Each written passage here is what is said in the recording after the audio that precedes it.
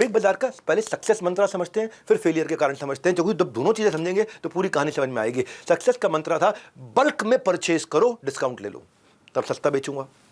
दूसरी, Indian customer की preference को समझ करके बड़े शहरों में एयर कंडीशन स्टोर बनाया, एक्सपीरियंस अच्छा दिया, माल सस्ता दिया, कस्टमर को बाहर से स्टोर महंगा नहीं लगता था। तीसरा, कस्टमाइज्ड आउटलेट बनाए।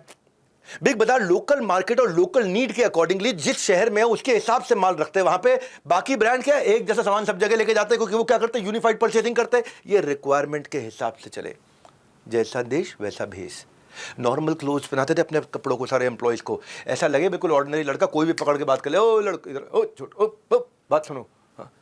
हम्बल ड्रेसिंग, हाँ हम्बल ड्रेसिंग, एकदम बिल्कुल जैसे मतलब अप्रोचेबल सा लड़का लग रहा है। अरे सिंपल सा लड़का है, इससे तो मैं ऐसे बात कर लूँगा, अरे इसके कंधे पे हाथ रख लूँगा मैं, अरे इसको इधर आ जा बेटा, मेरे को मदद करा थोड़ी, आजा आया, थोड़ा कपड़े दिला दिया फटाफट, मेरे को देर हो रही है, आजा आजा। तो मतलब इतना हम्बल बना दिया टीम को। अच्छा, इनकी एक स्ट्रेंथ थी जो कि बाद में वीकनेस बनी, प्राइम लोकेशन। तब इंडिया में कई लोगों के पास ना कार्स नहीं हुआ करते थे। बिग बाजार को हमेशा प्राइम लोकेशन पे ओपन किया गया, मेट्रो पे आ जाओ, बस पे आ जाओ, कैसे भी आ जाओ, प्राइम लोकेशन पे, जहां पे पब्लिक ट्रांसपोर्ट अवेलेबल हो। अब पैंटालून सक्सेसफुल हो गया, बिग बाजार सक्सेसफुल हो गया, बयानी इस समय किंग ऑफ इंडियन रिटेल बन चुके थे, और इंडिया का सैम वॉल्टन बोला जाने लगा इनको। सैम वॉल्टन कौन है आपको मालूम होगा ना, वॉलमार्ट के फाउंडर सैम वॉल्टन। ये तो थी स्ट्रेंथ। फिर बिग बाजार गिरा क्यों? इतना बड़ा समुद्री जहाज गिर कैसे गया?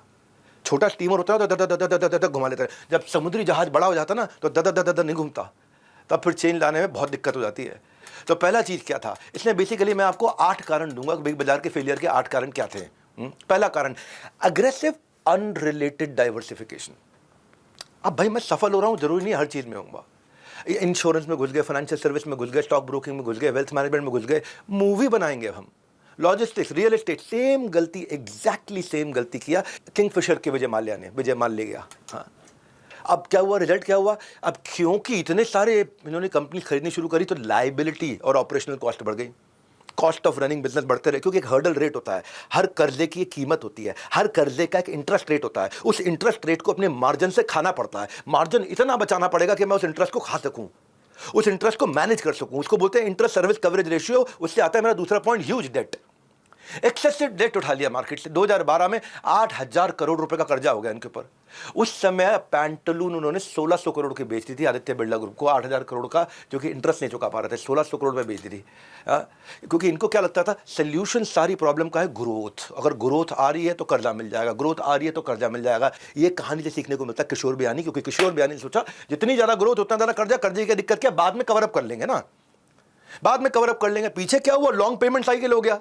तीसरा कारण, लॉन्ग पेमेंट साइकिल क्यों हो गया? क्योंकि अब ये इनके पास इस समय मार्जिन कम हो रहा था, और प्रोडक्ट ऐड किए जा रहे, ग्रोसरी ऐड कर रहे, fashion, food, furniture, cosmetic, kitchen, home appliance सब ऐड कर दिया।